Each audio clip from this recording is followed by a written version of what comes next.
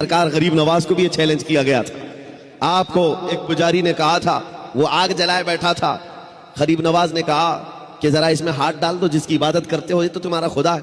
उसने कहा इसमें हाथ कैसे डालेंगे, ये तो जलाएगी। कहा जिसकी इबादत करते हो वो खुद तुमको जलाएगी। कितने सालों से इबादत कर रहे हो? कहा मेरे बाप दादा सब इसी की इबादत करते आए, हम इस आग को बुझने नहीं देते। कहा फिर हाथ डालो। उस पुजारी ने कहा कैसी बेवकूफी की बातें हैं, आग का काम है जलाना, ये मंतिक के साथ हमारे साथ खेल ना करो, हमें गुमराह ना करो, क्या तुम डाल सकते हो?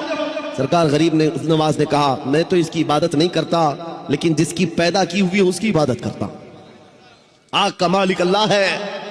तो उसने कहा तो चलो ठीक है, तुम ही डाल दो, तुम ही डाल दो। सरकार गरीब नवाज ने हाथ नहीं डाला। बहुत बड़ी आग लगी हुई थी, बड़ी आग है जिसकी पूजा हो रही थी। उस पंडित की गोद में एक छोटा सा बच्चा था, साल भर का, 1.5 साल का। उसकी गोद से बच्चे को ले लिया और आग में चले गए, अंदर चले गए। अब ये चीख पुकार करने लगा कि ये दुर्वेश आया, खुद भी जल गया, मेरे बच्चे को भी ले गया।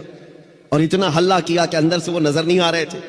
लोग जमा होने लगे, आसपास के सब जमा हो गए, और सबको ये हैरत थी कि ये जलकर राख हो जाए, आग को बुझाएंगे तब ये मिलेंगे। काफी देर हो गई, मजमा जब इकट्ठा हुआ, कई पुजारी आए। सरकार गरीब नवाज अपना दामन झाड़ते हुए आग से बाहर तशरीफ ला रहे हैं। बच्चा भी गोद में मौजूद है, सही सलामत है। उसने छीन करके अपने बच्चे को लिया, जगह जगह पकड़ कर देखा, पेशानी भी ठंडी है, कपड़े भी ठंडे हैं, कोई गर्मी का असर नहीं है। मेरे अजीजों, गरीब नवाज तो अल्लाह के वली हैं, उन्हें आग नहीं जलाई। बात तो समझ में आती, बच्चा पुजारी का था, ये क्यों नहीं जला?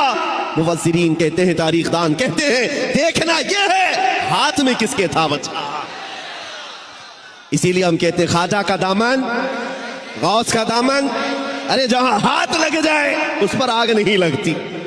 मैं आपसे ये बात कर रहा हूं, हमसे भी कहा गया था ये कैसी बातें हैं, बड़े बड़े दावे हैं। हमने यही कहा हमारा दावा नहीं है, ये रसूलुल्लाह की इज्जत की बात है, ये नबी पाक की हुर्मत की बात है।